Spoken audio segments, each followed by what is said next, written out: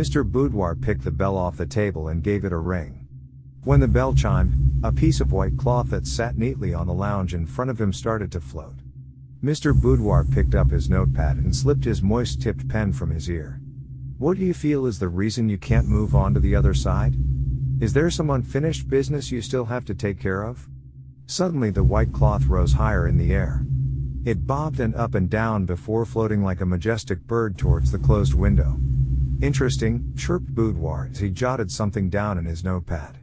You can't open the window. He got up from his chair and opened the window. A gust of wind whooshed past him as the floating cloth slowly fell to the floor. People laughed at Mr. Boudoir his whole career, but when he became the first man to undoubtedly prove the existence of the supernatural, everybody wanted to shake his hand. Mr. Boudoir was a brilliant doctor in his own right. He was the first to realize the untapped potential of supernatural psychology. He understood people needed therapy, even after they died. A bitter chill crept up Mr. Boudoir's spine as he sat waiting for his next patient. The walls of the office began to shake before coming to a stop. Billy, take a seat. Billy was Mr. Boudoir's newest client. The ghostly presence was a troubled soul that crossed over from a troubled life. Mr. Boudoir spent months trying to get a handle on Billy's split personalities and successfully got most of Billy's personalities to cross over. Billy, you know we keep coming back to this question. Why won't he speak to me? A low rumbling crept out from the lounge. Secrets. He knows all my secrets. Mr. Boudoir sat staring at the empty lounge as he continued to chew on his pencil. What secrets, Billy? Glass rained down on Mr. Boudoir's head as all the lights in his office started to blow. He knows who I am, shouted Billy. Mr. Boudoir leaned back in his chair. Who are you, Billy? Have you ever asked yourself that question? Mr. Boudoir continued to write notes in his notepad. I think you're having a crisis of identity. Nervous laughter rang out from every corner of the room. He's angry with you for freeing all his souls. Mr. Boudoir felt like he was getting somewhere with Billy. Who's angry with me? What's his name? Mr. Boudoir's breath was suddenly visible as the chill in the room got intensified. He comes with many names and many faces. Only when your soul is corrupt will you know his name. The holy cross that Mr. Boudoir proudly hung on his office wall turned upside down before falling to the floor. The smell of sulfur swept through the air. Suddenly Mr. Boudoir felt something breathing down his neck. He turned to be greeted by a tall dark figure with glowing red eyes. Before he had a chance to react, the creature reached deep into Mr. Boudoir's chest. Those souls weren't yours to take. Now I need to start over again.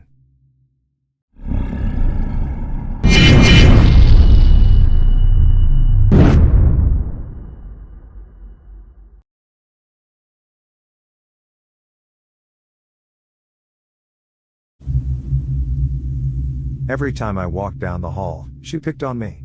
There was no avoiding it.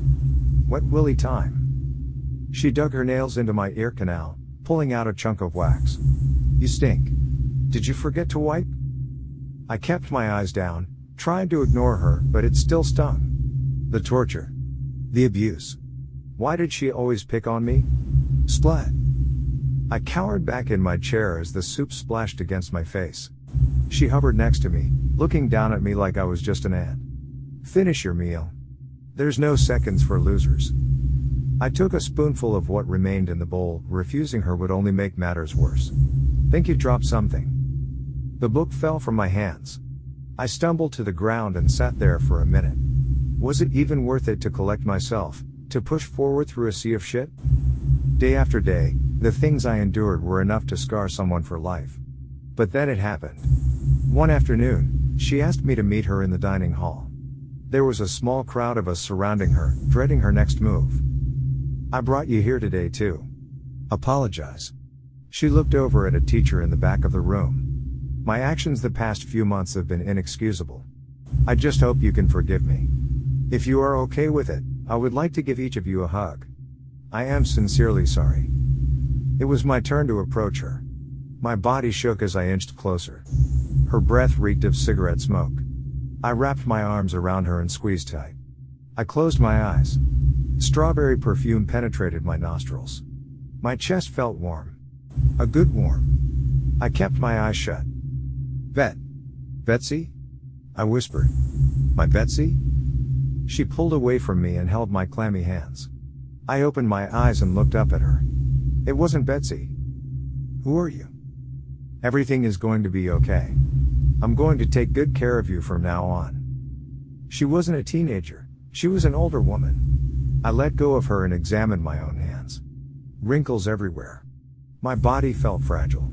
The woman accompanied me back to my room. I looked at the mirror above my dresser. A young teenage boy covered in old man's skin. I peeked my head outside my window. And there, just above the freshly cut grass, a sign for the nursing home.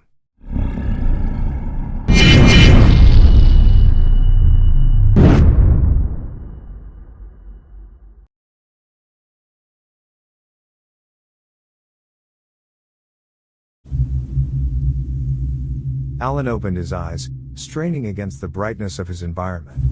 He was laying face down, his cheek pressed against a sandy surface of ground he had never seen before. He lifted his head and felt the ground beneath him, parched lips gasping like it was his first breath. He rolled over and sat up, his eyes wandering in dismay as he failed to recognize his surroundings. Slowly he wiped his eyes, a heavy fog filling his brain as he tried to recollect something, anything. But there was nothing, and he could only look around and wonder at the ever-expanding world he found himself in. Surrounding him was miles and miles of what looked like fine sand, like pearls that had been crushed to dust. He felt the grains between his fingers, watching them fall in silence. His eyes wandered to the almost indiscernible horizon, to the sky above that was identical to the ground in which he sat. There was no sun or source of natural light, this plain just simply seemed to be. Do not be afraid. Words rang in his mind, a chorus of toneless yet oppressive voices speaking through the haze in his head. Alan looked for the source, whirling around his blank purgatory with wild eyes and shaking hands. There was no one but himself, and at first, he thought someone had pulled some elaborate prank. Until he looked above. The shape was menacing and absolute, something beyond his comprehension. It looked down at him with several eyes and writhed with the sound of twisting leather. It floated down from above, dwarfing him under what looked like thousands, millions of feathers. It was an amalgamation of wings that stretched in every direction, taking turns flapping softly as it made its silent descent to him. As the gears in his mind fought to identify it, he conjured the only term that would fit such a beautiful, horrifying creature. It was an angel. What happened to me? Alan asked, his voice dry and raspy. It would seem you perished, said the voices, its body coming to a stop just inches above the smooth earth. Alan winced, a barrage of flashes strobing his mind. He could hear the squealing tires on repeat as the car crash looped in his mind, the wreck that crushed him into a tree. When the vision passed, he looked at the angel. I died, he said plainly. He looked down the never-ending plain, a whirlwind of sadness, regret, and longing aching within him. Yes. That fate has brought you here, said the angel, drawing closer. The many feathers on its wings flexed as it came near, dozens of eyes narrowing on Alan. I see. Are you here to take me to heaven? Asked Alan, looking up at the angel. Its wings curved outward and around him.